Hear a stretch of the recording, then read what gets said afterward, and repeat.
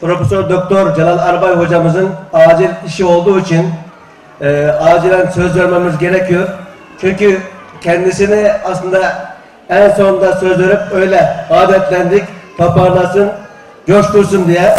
Ama şu anda işi olduğu için diğer STK'lar ve parti temsilcilerinden izin isteyerek hocamızı mikrofona davet ediyorum. Buyurun efendim.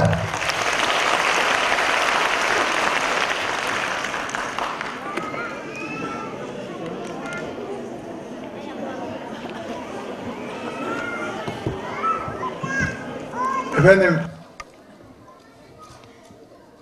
hepinizi Allah'ın selamıyla selamlıyorum. Esselamu Aleyküm ve Rahmetullahi ve Berekatuh.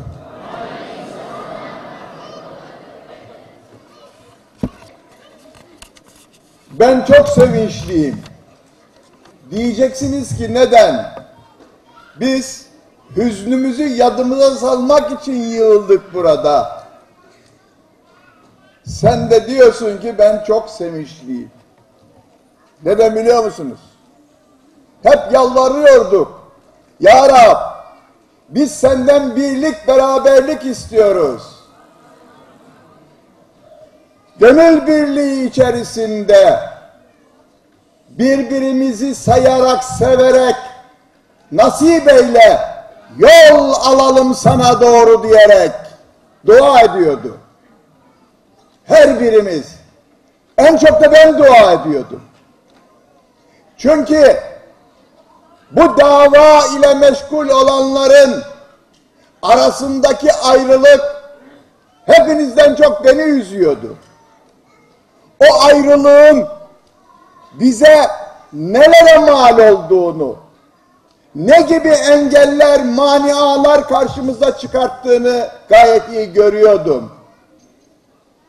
Elimizden geldiğince engellemeye çalışıyorduk. Ama ne yazık ki dostların nefsani duyguları, hedefleri akıllarına set çekiyordu. Ben şuna inanıyorum.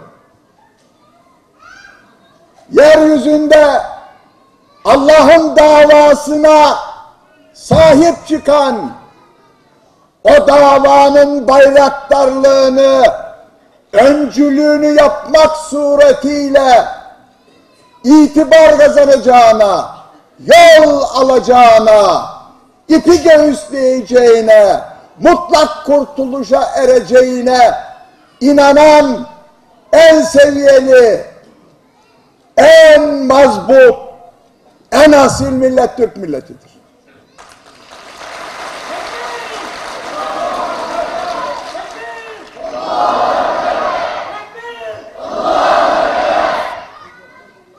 Kimsenin iyiliği, kötülüğü bizi direkt ilgilendirmez. Bundan 20 gün önce Amman'daydım. Efendim, 2 gün önce de Tahran'daydım. Rabbim nasip eyledi. Tahran'da Cuma vaktini idrak ettik, Cuma namazı kıldık. Sordum, nerede Cuma namazı kılacağız diyerekten. Cevap verdiler. Efendim burada bir yerde Cuma namazı kılınır. 15 milyonluk Tahran. Peki başka bir de demek istediler ki bizim gibi Türkiye'den gelen, diğer İslam ülkelerinden gelen, bazı hususlara özen gösteren kişiler de şurada Cuma namazı kılarlar. Dedim ki, o musalla diye adlandırılan, bazen de üniversite bahçesinde resmi iradenin sevk ve idaresi doğrultusunda kılınan cuma namazına kaç kişi iştirak eder? 100 binle 150 bin kişi arasında dediler. Ben de topladım, çıkarttım. Yuvarlak hesap 15 milyon. Efendim, %10'u da o da 150 bin.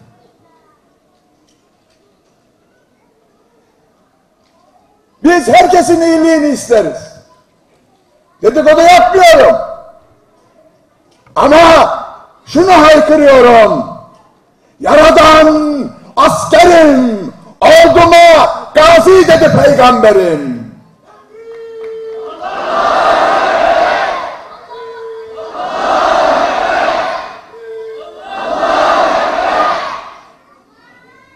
Bir zamanlar Kosova'da, bir zamanlar Viyana önünde, bir zamanlar Çanakkale'de, bir zamanlar Otluk belinde, bir zamanlar Sina çölünde, bugün de Afşin'de o şerefli bayrağı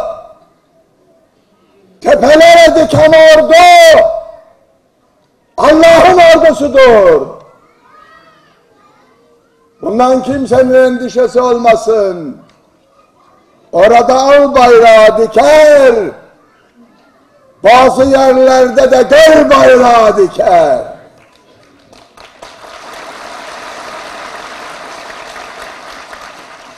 Meraklanmadınız mı? Ay müellim, nedir senin derdin? Niye sevinçlisin? Niye sormuyorsunuz bana? Niye sevinçliyim biliyor musunuz? Şunu gördüm. Burada birlik, beraberlik gördüm.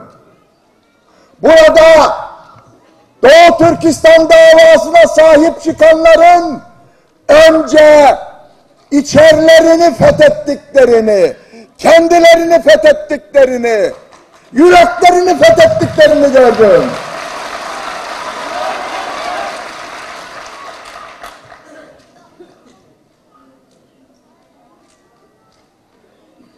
Beyler, kendimizi fethetmeden, özlemini çektiğimiz hakimiyeti yüreğimizde kurmadan, yüreğimizi şeytanın vesvesesinden, masivadan, kirli emellerden, kötü düşüncelerden temizleyip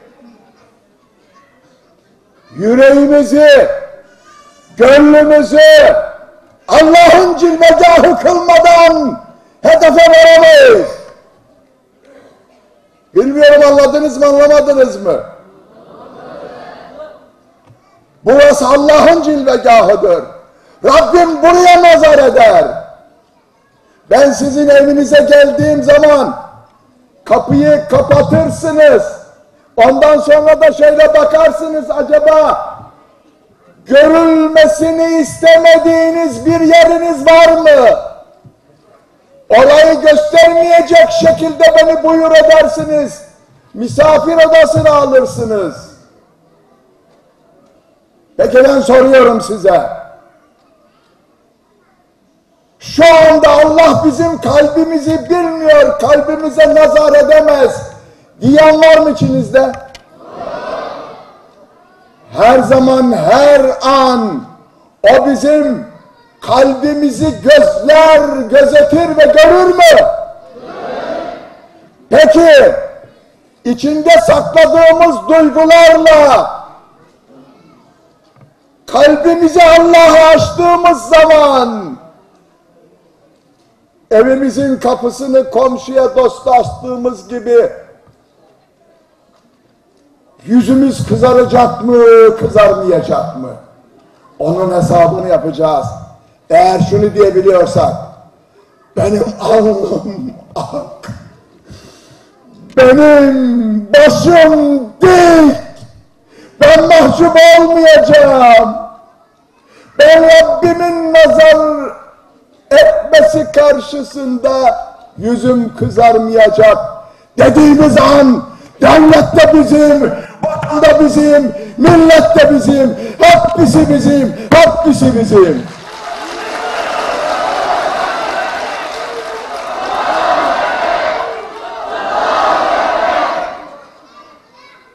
Tekrar edin Allahu Ekber. Mehmet'im de Allahu Ekber, Allahu Ekber deyip Afşin'de yol alıyor.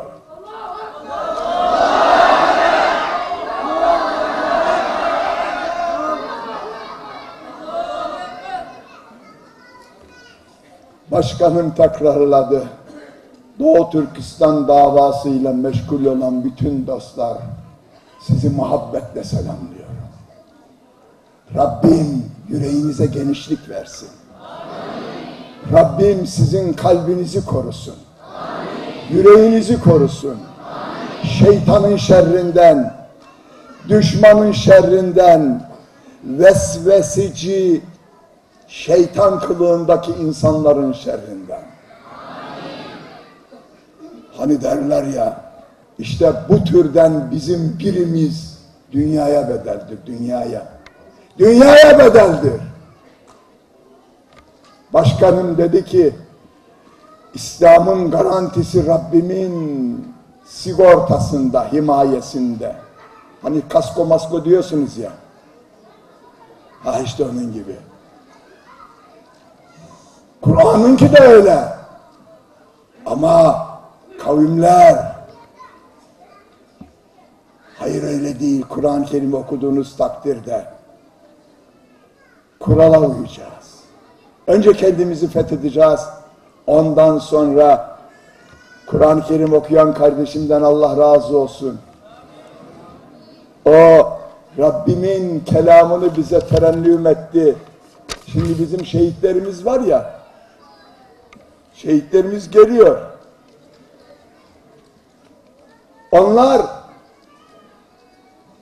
Onlara bir kere biz ölü demiyoruz. Rabbimin talimatıyla onlar Rableri tarafından mükafatlandırılmış asil seviyeli insanlardır. O kadar ki onlar diridirler. Onlar diridirler. Zaten bu dinin teminatı onların diriliğidir. Ve onlar çok sevinçlidirler karşılaşmış oldukları lütuftan dolayı ve arkadan hani biz de sıra bekliyoruz ya, sıra bekliyoruz değil mi? Evet. Ama Türkistan, ama doğusu, ama batısı, ama Anadolu'su, ama Afşin'i fark etmez. Ruh-i zemin bizimdir, bizim. Ertuğrul'un dediği gibi o bir kızıl elmadır. Yol alırız, bayrağı nerede imkan bulursak oraya dikeriz. Şimdi dua edin ki bir de işim olmasaydı, var siz kendi halinizi düşünün. Bir dosta selam verdim. Borcumuz var gideceğiz ama borcumuz size olan borcumu ödeyeceğim. Şimdi gelelim buraya. Çok mutlu oldum. Bakın biz şu anda buraya şehitlerimizi yad etmek için Azeri dilinde buna hüznün ya da sarılması diyor. Damat Bey siz bilirsiniz değil mi? Hüznün ya da sarılması. Bütün samimiyetimle söylüyorum. Azerbaycan'ı çok yakından bilirim. Ahıska Türkleriyle çok yakından ilgilenirim. Azerbaycan'da parmak izlerim vardır. Yani hamurunda parmak izlerim vardır. Talebelerime emanet ettim bayrağı, geldim buraya kontrol ediyorum. Eğer rüzgarın hızında bir sıkıntı varsa üflüyorum buradan. Üflüyorum, bayrak dalgalanıyor. Bayrağı yere düşürmeyeceğiz. Size şunu söylüyorum. düşman, şeytan bizden 3 kişiyi bir arada bulunca aramıza giriyor, bizi birbirimize düşürüyor. Bunun en büyük dertlisi benim. Allah aşkına beni sevindirdiniz, Allah da sizi sevindirsin. Şuradaki birliği, beraberliği, şuradaki yek vücudu ilelebet devam ettirelim. O zaman gönlünüzde diktiğiniz, ellerinizde salladığınız bayraklar bir gün Rabbimin lütfuyla, Rabbimin yardımıyla efendim Şarkı Türkistan'ın tepelerinde, obalarında, ovalarında, kalelerinde dalgalanacaktır.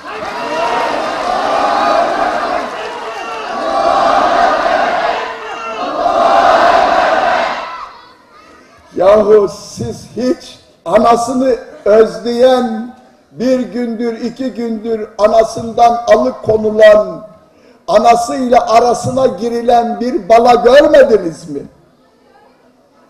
Kendi balanızı da mı görmediniz? Onun anasına olan hasreti, onun anasına olan iştiyakı, ona bir fikirleşin hele bakayım. Bir fikirleşin. Siz buradasınız. Sizi ve bütün Uygur kardeşlerimi, Uygur Türklerini asırlardan beri bakıp büyüten, bir ananın evladını beslediği gibi, göğsüyle beslediği gibi, o ilahi çeşmeden onu içirdiği gibi, ovasında yetişen buğdayıyla, bitkisiyle,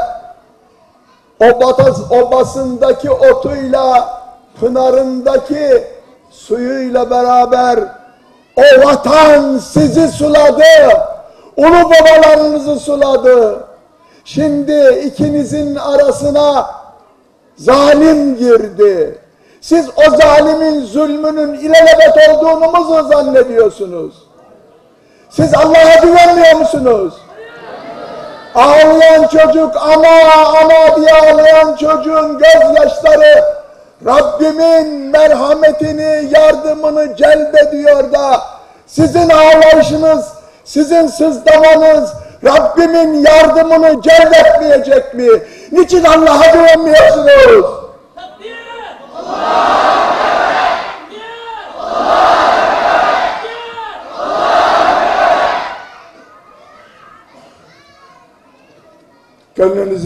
Gönlünüzü sağlam tutun. Hedefe ulaşacaksınız. Hedefe ulaşacağız. Dua edelim Rabbim onu bize göstersin. Ama biz köhnedik. Biz kocaldık tabir caizse. Rabbim bize en azından ışığını göstersin. Burada gösterdiği güzelliği Rabbim bana devamlı göstersin. Burada Muhammed Salih'te mollama Allah'tan rahmet diliyorum. Burada Abdülhat Mahtum üstadımıza efendim gene Allah'tan rahmet diliyorum. Efendim şimdi bir söz bizim ilmi heyete orada çile çeken aileler müracaat ediyorlar. Diyorlar ki intihar etsek caiz midir? Rabbim bu serzenişleri, bu ızdırapları duysun ve yardımını bir an önce lütfetsin. Sizden benim istirhamım. Bakın, ben Satık Buğra Medeniyet Vakfı'nın mütevelli heyeti başkanıyım. Gayemiz, hedefimiz bu davaya eğitim yoluyla daha çok hizmet etmektir.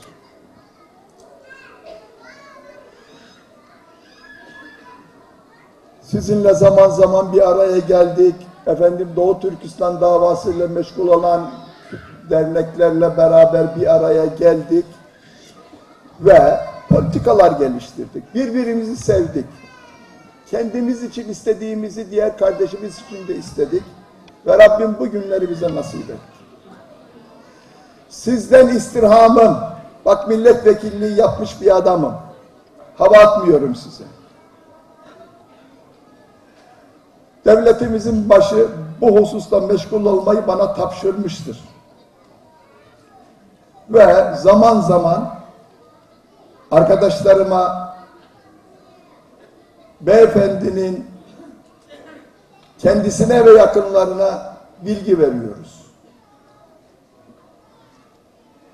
Bizim en büyük arzumuz sizin bir ve beraber olmanızdır.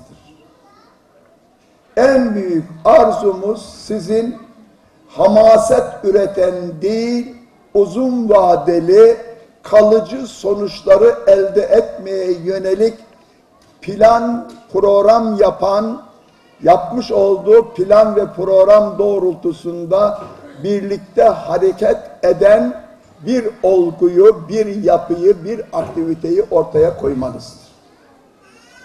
Bugün böyle bir noktaya geldik. Yoksa İstanbul'da veya Türkiye'de kaç bin Uygur Türk'ü var? 40 bin. 40 bin. Peki siz Fatih'te cenaze namazını kaç kişiyle kıldınız? 10 bin kişiyle kıldınız. 1/4.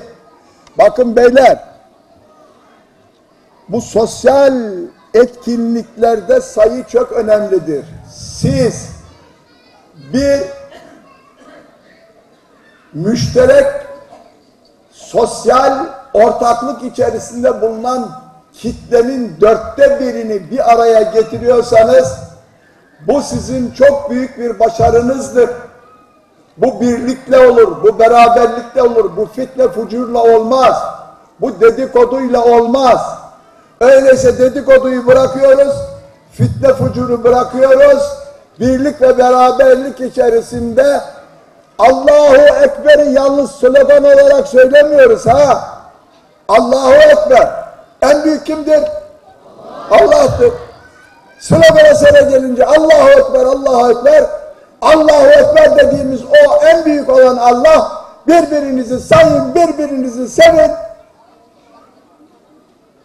Birbirinizin ölüsünün etini yemeyin. Kendiniz için istediğinizi Müslüman kardeşiniz için de isteyin diyor. Ama biz bunu dinlemiyoruz. Ondan sonra da bir araya gelince Allahu Ekber, Allahu Ekber. Kardeşim, Allah'ın en büyük olduğunu sen yüreğinde kabul et, davranışlarına yansıt onu. Efendim, bugün zalimin karşısında dik durdunuz. Zalimin karşısında dik duranlara helal olsun. Rabbim onlara uzun ömürler versin. Kaç kişiydiniz? 7-8 bin kişi. Zalim çok korkaktır ha. Vallahi billahi çok büyük tedbirler almışlardır. Merkezi de uyandırmışlar. Teyakkuz haline geçmişler. Biz korkmayız. Biz haktan geldik. Hakka gideceğiz. Hele keşke soruyorum. İçinizde Afşin'e gitmek isteyen kaç kişi var? Bitti. Afşin bizim. Şarkı Türkistan bizim. Her taraf bizim. Orada gençler bağırıyorlar. Bizimdir, bizim kalacaktır. Oğlum, bunun zıttını mı düşünüyorsunuz siz ya? Tebrik ediyorum. Tebrik ediyorum. Sağ olun, var olun. Biz biriz, beraberiz. Biriz, beraberiz. Birimizin yetemediği yerde diğerimiz onun imdadına yetişir. Korkma.